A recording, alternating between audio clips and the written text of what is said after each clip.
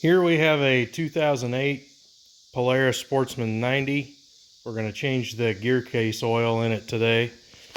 Here's the specs from the owner's manual. It says the Gearcase on this model year has 350 mils of fluid in it, and this is the lube that's called for by the manufacturer. It's AGL synthetic Gearcase lube, and there's a part number if you need that. I'm not going to actually use that fluid, but I don't recommend anybody use anything but that fluid. Do as I say, don't do as I do. One of those things, I guess. So you can read all the opinions on the internet about that if you like. Make your own judgment. So here you can see our oil dipstick, and then here is our dipstick for the Gearcase. And then underneath here, let's see if we can just get underneath there with the camera. Underneath you can see the drain. You can kind of see it from up here too. It's right there. On this model year it takes a 17 millimeter. So you check the level here.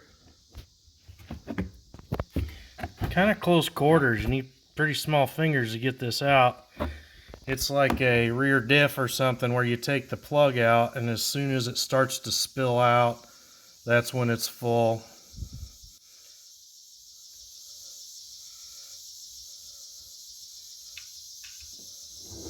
You can see what our plug looks like there. And let's move our light.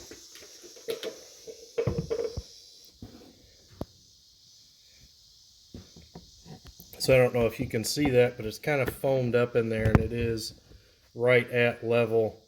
It's kind of hard to see in this shot. Let's see if I can stick our light there maybe. No, I can't move the machine enough to get much to drain out, but it is full there. So we're gonna loosen that nut and drain it out and measure what comes out of it. So here we are underneath the machine. We're going to take this plug out and see if we can get it to go right in our measuring cup. I'm sure we'll make a big mess and this part won't work, but we're going to give it a shot.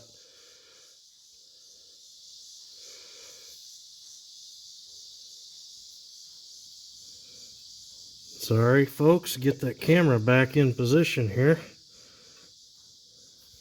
I think we're good there. If we can slip our hand out without knocking that cup over, we'll be good. Ideally, you want the machine warm when you do this.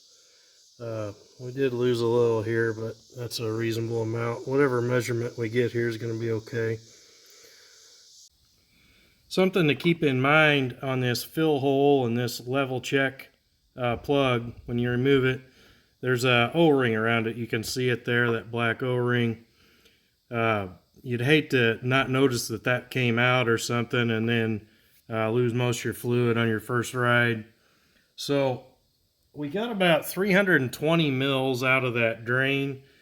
You're just going to have to take my word for it because it's not showing up very good on camera.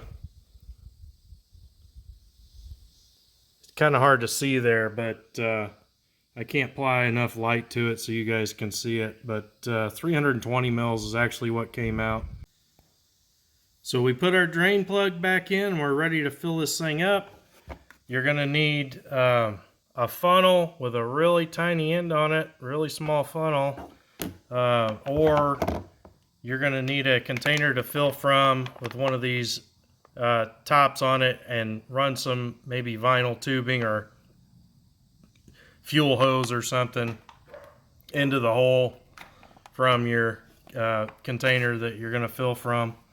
So I'll do that now. We'll get this thing filled up and we'll be done.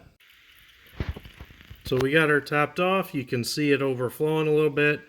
I'm going to let that flow out till it starts just trickling out of there, and we'll put our plug back in. You can see that O-ring popped out on me, so pretty likely to do to you. I put it back on my plug though, and as soon as that slows down to a trickle, I'm going to put that plug back in. We'll be done. Thanks for watching. Hope this was helpful.